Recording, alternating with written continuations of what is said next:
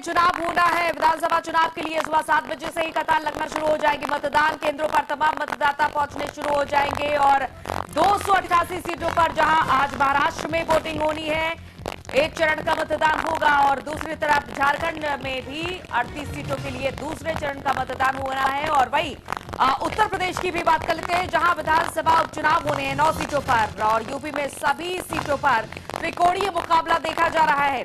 बिहार, कर्नाटक और पंजाब में भी आज उपचुनाव होने हैं, तो 4 राज्यों में भी आज उपचुनाव होने हैं, जिसके लिए तमाम पार्टियों ने अपनी कोई भी कसर नहीं छोड़ी थी प्रचार प्रसार में। और साथ ही साथ महाराष्ट्र और झारखंड में भी विधानसभा चुनाव होना है और विधानसभा चुनाव में देखा जा रहा है कि इस बार महाराष्ट्र में जहां एक ही दल के 2 धड़े हो चुके हैं, चाहे वो हम शिवसेना की बात कर ले या फिर एनसीपी की, एक दल के 2 धड़े नजर आ रहे हैं, यानी कि 6 दल है आमने सामने। और वही झारखंड में भी इस बार ये देखा जा रहा है कि काफी दिलचस्प होता हुआ नजर आ रहा है मुकाबला, क्योंकि सीता सोरेन इस बार बीजेपी के साथ हैं और दूसरी तरफ हेमंत सोरेन जो कि लैंड स्कीम घोटाले में जेल गए थे। लैंड स्कीम घोटाले के बाद वो 4 महीने बाद जेल से आते हैं और अब ये देखना होगा, क्योंकि उन्होंने अपने लुक में भी काफी चेंजेस किए थे, अपने पिता शिबू सोरेन का लुक अपनाया था।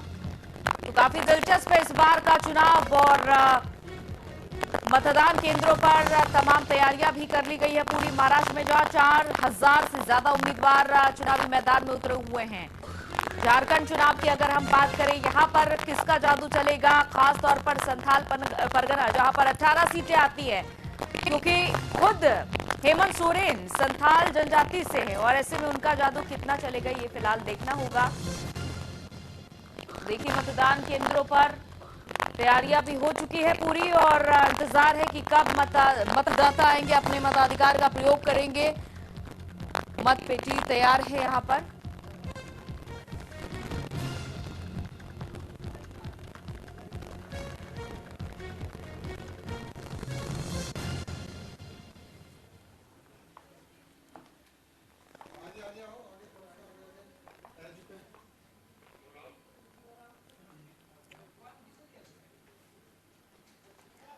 देखिए विधानसभा चुनाव 2024 जहां महाराष्ट्र में सभी 288 सीटों पर वोटिंग होनी है, इसके अलावा झारखंड चुनाव में दूसरे चरण के लिए वोटिंग होनी है और झारखंड चुनाव में 38 सीटों पर वोटिंग होनी है। उत्तर प्रदेश की अगर बात करें, यहां 9 सीटों पर उपचुनाव होना है और यूपी में सभी सीटों पर त्रिकोणीय मुकाबला देखा जा रहा है। तैयारी पूरी हो चुकी है, सभी पार्टियों ने अपनी पूरी ताकत झोंकी थी इस बार के प्रचार प्रसार में, लेकिन प्रचार प्रसार का फल किस दल की झोली में आकर के गिरेगा, इस पर सभी की निगाहें टिकी रहेंगी।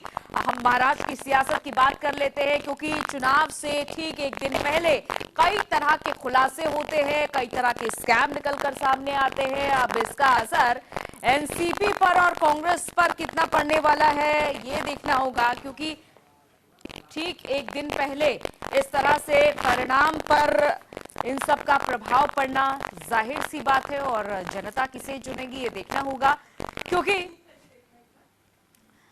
किसकी जीत होगी ये तो फिलहाल 23 नवंबर को ही पता चल पाएगा। लेकिन दूसरी तरफ तमाम जितने भी मतदाता हैं वो वोटिंग करने के लिए तैयार हैं और तमाम जितने भी उम्मीदवार हैं वो उतरे हुए हैं चुनावी मैदान में और कई हॉट सीटों की भी हम बात करेंगे आपसे।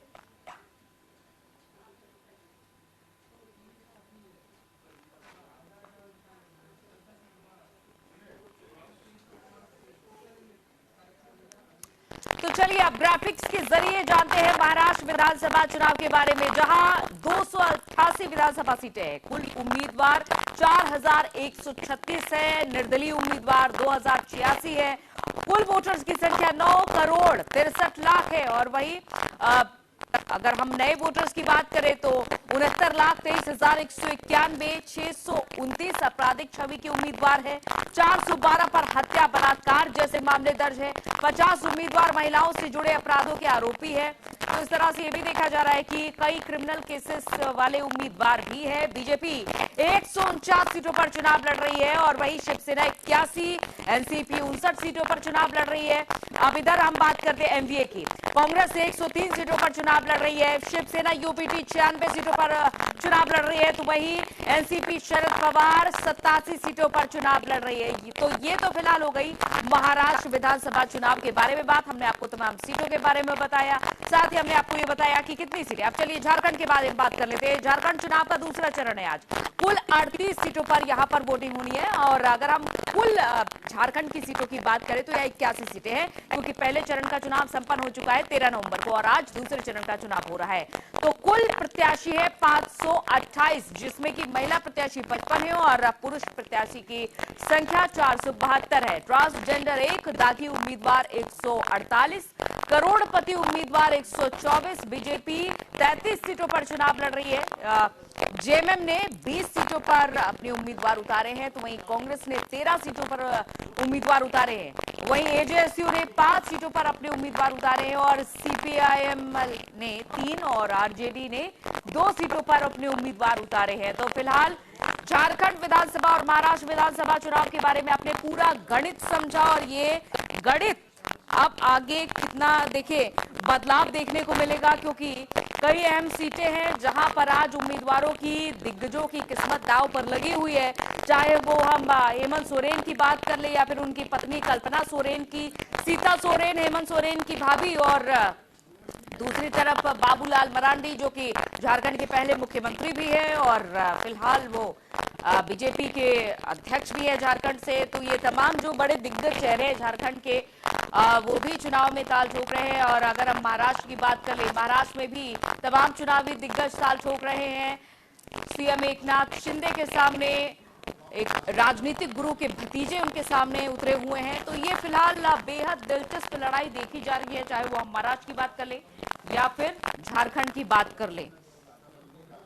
देखिए महाराष्ट्र में भी कई, इस बार एक दिन पहले ही कई तरह के स्कैम निकलकर सामने आते हैं, क्योंकि सुप्रिया सुले पर बिटकॉइन स्कैम का भी आरोप लगा, और उससे पहले आपने देखा था कि विनोद तावड़े पैसे बांटते हुए नजर आए थे। 5 करोड़ पैसे बांटने का आरोप लगा था। तो अब ये फिलहाल इस तरह की राजनीति में तमाम उलटफेर भी होते हैं जब इस तरह के आरोप लगते हैं। हालांकि जनता इन आरोपों को कैसे लेती है, क्या वो ये देखती है कि उनके जो पसंदीदा नेता है वो किसी स्कैम या फिर पैसे बांटते हुए पाए गए हैं, तो अब उनको वोट नहीं करना चाहिए, तो फिलहाल जनता ही तय करेगी। लेकिन उससे पहले महाराष्ट्र और झारखंड की सियासत में देखा जा रहा है कि तमाम जो चुनावी दिग्गज है वो मैदान में उतरे हुए हैं, और उनकी किस्मत तय करनी है सिर्फ और सिर्फ जनता को। हालांकि भले ही इस बीच तमाम सियासत, तमाम नारेबाजी, गुटबाजी देखी गई, एक दूसरे को पार्टी से तोड़ा गया। चाहे हम झारखंड की बात कर ले, यहाँ चंपई सोरेन को बीजेपी अपने पाले में ला पाती है, तो दूसरी तरफ कई बीजेपी के नेता भी छटक कर जेएमएम के खाते में चले जाते हैं। और इधर महाराष्ट्र की बात कर ले, महाराष्ट्र में भी आपने देखा राजनीतिक उठापटक, 2022 से ये उठापटक शुरू हुई। शिवसेना में आपस में ही भीतरघात हो गई और शिवसेना 2 धड़ों में बट गई। उसके बाद बात आती है एनसीपी की, एनसीपी भी 2 धड़ों में बट गई। अब लड़ाई तो खैर कोर्ट में चली रही है सिंबल को लेकर, लेकिन दूसरी तरफ ये देखिए अब एक दूसरे के आमने सामने, कोई परिवार से ही आमने सामने है, तो कोई ये देखा जा रहा है कि अपनी साख बचाने में लगा हुआ है। तो इस बार जो मुकाबला है वो दिलचस्प भी है, और ये भी तय होगा कि आखिर जो पार्टियों की क्षेत्रीय, स्थानीय यहाँ पर पकड़ है वो कितनी ज्यादा मजबूत है। हालांकि क्षेत्रीय पार्टियों की बात कर ले, चाहे हम शिवसेना की बात कर ले, एनसीपी की बात कर ले महाराष्ट्र में, तो यहाँ पर किसकी पकड़ ज्यादा मजबूत रहेगी, क्योंकि धड़े अलग अलग हो चुके हैं। तो जनता किसके पाले में जाना पसंद करेगी ये फिलहाल देखना होगा। तो दूसरी तरफ झारखंड में भी एक तरफ जहां स्थानीय पार्टी के तौर पर जेएमएम खुद को हमेशा से ही देखा जाता रहा है कि आदिवासियों को खुद का एक बड़ा सपोर्ट सिस्टम के तौर पर हमेशा ही बताती रही है जेएमएम, तो दूसरी तरफ इस बार एनडीए के साथ एजेएसयू भी मिलकर चुनाव लड़ रही है।